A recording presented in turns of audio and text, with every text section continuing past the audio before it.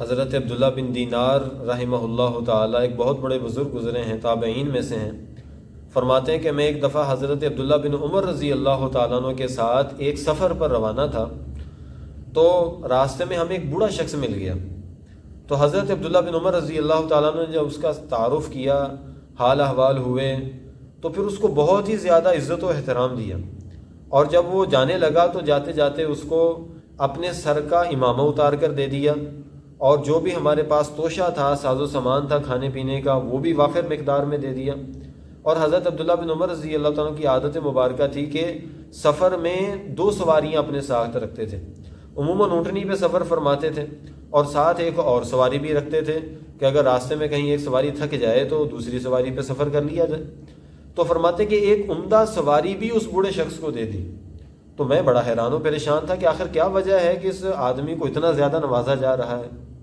تو فرماتے ہیں کہ اس آدمی کے چلے جانے کے بعد میں نے حضرت عبداللہ بن عمر رضی اللہ تعالیٰ عنہ سے سوال ہی کر لیا کہ حضرت یہ تو جو بوڑھا شخص تھا مجھے ایک دیہاتی آدمی معلوم ہو رہا تھا اور جٹ قسم کا آدمی تھا، اور ایسے لوگ تو تھوڑے سے مال پر بھی راضی ہو جاتے ہیں اور ان کا دل خوش ہو جاتا ہے، تو اگر آپ اس کو تھوڑا بہت بھی مال دیتے تو خوش ہو کے چلا جاتا،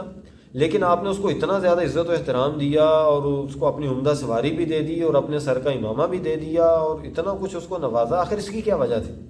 تو حضرت عبداللہ بن عمر رضی اللہ تعالیٰ نے فرمایا کہ بھائی میرا باپ عمر اس کے باپ کا دوست تھا،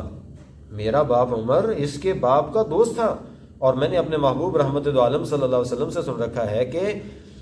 ان ابر البر صلۃ الرجل اہل ود ابیہ، کہ نیکیوں میں سے ایک بڑی نیکی یہ ہے کہ آدمی اپنے والدین کے دوست احباب کے ساتھ بھی حسن سلوک کرے۔ یعنی والدین کے ساتھ حسن سلوک کا حکم تو ہے ہی ہماری شریعت میں، لیکن اس کے ساتھ ساتھ یہ بھی دین کا حصہ ہے کہ ہم والدین کے دوست احباب، ان سے تعلق ناطہ رکھنے والے لوگوں کے ساتھ بھی حسن سلوک کریں۔ ظاہری بات ہے کہ جب ہم والدین کے دوست احباب کے ساتھ حسن سلوک کریں گے تو اس سے ہمارے والدین کی معاشرے میں عزت بھی بنے گی اور ان کا بھی دل خوش ہوگا۔ اس لیے دین اسلام نے باقاعدہ اس کو ایک تعلیم کے طور پر پیش کر دیا اور فرمایا کہ نیکیوں میں سے ایک بڑی نیکی یہ ہے کہ ہم والدین کے دوست احباب کے ساتھ حسن سلوک کریں اور ان کے ساتھ بھلائی کریں۔ تو